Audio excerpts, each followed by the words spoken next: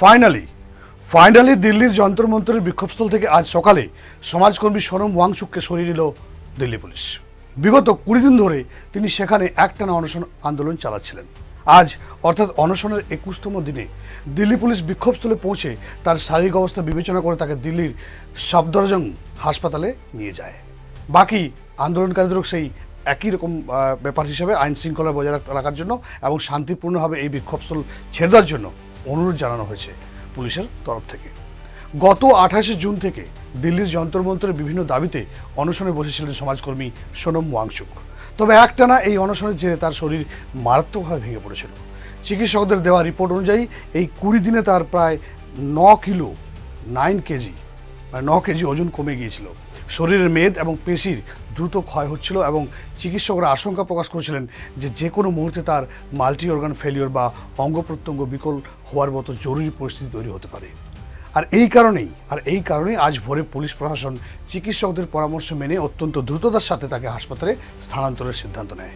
আজ ভোরবেলাতে দেখা যায় যে দিল্লির যন্তর মন্তরে দিল্লি পুলিশের একটি বিরাট বাহিনী হাজির হয় এবং যে মঞ্চে সোনম ওয়াংচুক অনশন করছিলেন, অনশনস্থলে সেই অংশটি প্রথমে সাদা চাদর দিয়ে ঘিরে ফেলা হয় সুরক্ষার স্বার্থে। এরপরে সোনম ওয়াংচুককে সেখান থেকে অত্যন্ত সুরক্ষিতভাবে গাড়িতে তুলে দেওয়া হয়।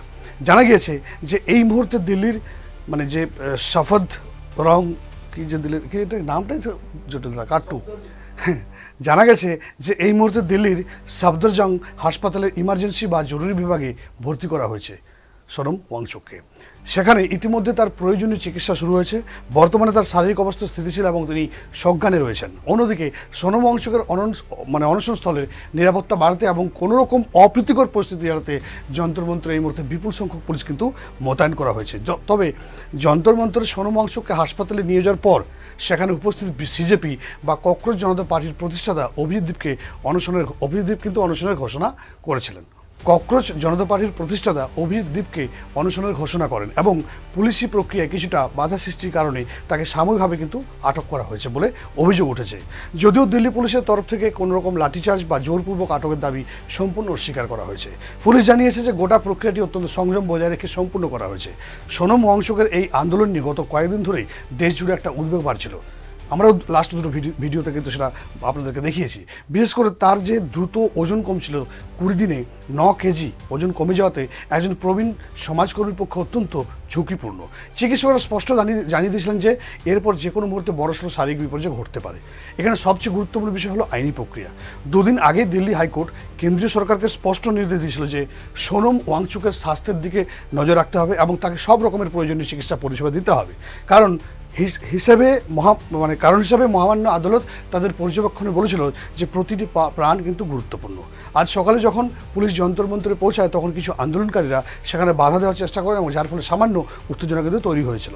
কিন্তু পুলিশ অত্যন্ত পেশাদারিত্বের সাথে পরিস্থিতি নিয়ন্ত্রণ করে এবং হাসপাতালের সূত্রে আমরা জানতে পেরেছি যে সোনম ওয়াংচুকের স্ত্রী চিকিৎসকদের অনুরোধ করেছেন যে তার স্বামীর চিকিৎসার প্রতিটি পদক্ষেপ যেন তার অনুমতি সাপেক্ষে করা হয়।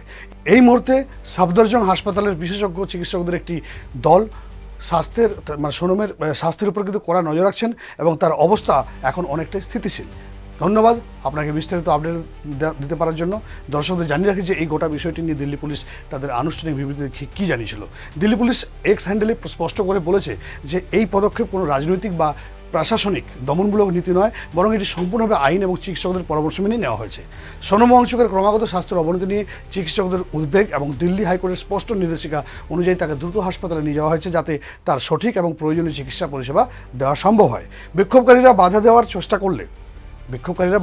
করলে সামান্য অশান্তি একটু হলেও পুলিশ কিন্তু সর্বোচ্চ নিয়ন্ত্রণ এবং সংযম রেখে সুরক্ষিতভাবে গোটা পরীক্ষাটি কিন্তু সম্পন্ন করেছে। একই সাথে পুলিশ বিক্ষোভকারীদের কাছে আহ্বান জানিয়েছেন যে আইন শৃঙ্খলার স্বার্থে এবং আদালতের নির্দেশের প্রতি শ্রদ্ধা জানিয়ে তারা যেন দ্রুত শান্তিপূর্ণভাবে বিক্ষোভস্থল খালি করে দেন। উল্লেখ্য যে গতকালই সোনম ওয়াংচুক একটি ভিডিও বার্তায় জানিয়েছিলেন যে ডাক্তারি পরীক্ষা অনুযায়ী তার শরীর দুর্বল হলেও তিনি আন্দোলন চালিয়ে যেতে চান, কিন্তু একই সাথে তিনি দেশবাসীর কাছে আগামী 20 জুলাইয়ের প্রস্তাবিত সংসদ অভিযান সফল করার আর্জি জানিয়েছিলেন। তিনি বলেছিলেন যে দেশবাসী পাশে থাকলে তবে তিনি অনশন ভাঙবেন, কিন্তু তার সেই ঘোষণার কয়েক ঘন্টার মধ্যেই তার শারীরিক অবস্থার আরও কিন্তু অবনতি ঘটে এবং আইনি বাধ্যবাধকতা এবং মানবিকতার খাতিরে পুলিশ আজ তার অনশন ভাঙিয়ে হাসপাতালে ভর্তি করল। আপাতত সোনম ওয়াংচুক চিকিৎসকদের পর্যবেক্ষণে সুস্থ আছেন, কিন্তু দিল্লির যন্তর মন্তরের পরিস্থিতি কিন্তু এখন সম্পূর্ণ নিয়ন্ত্রণে ও শান্তিপূর্ণ রয়েছে। এই ঘটনার পরবর্তী সমস্ত খবরের আপডেট থাকুন আপনারা আমাদের আরও নিউজের পর্দায়। ব্রেকিং নিউজে এখনকার মতো এইটুকুই। নমস্কার, জয় হিন্দ।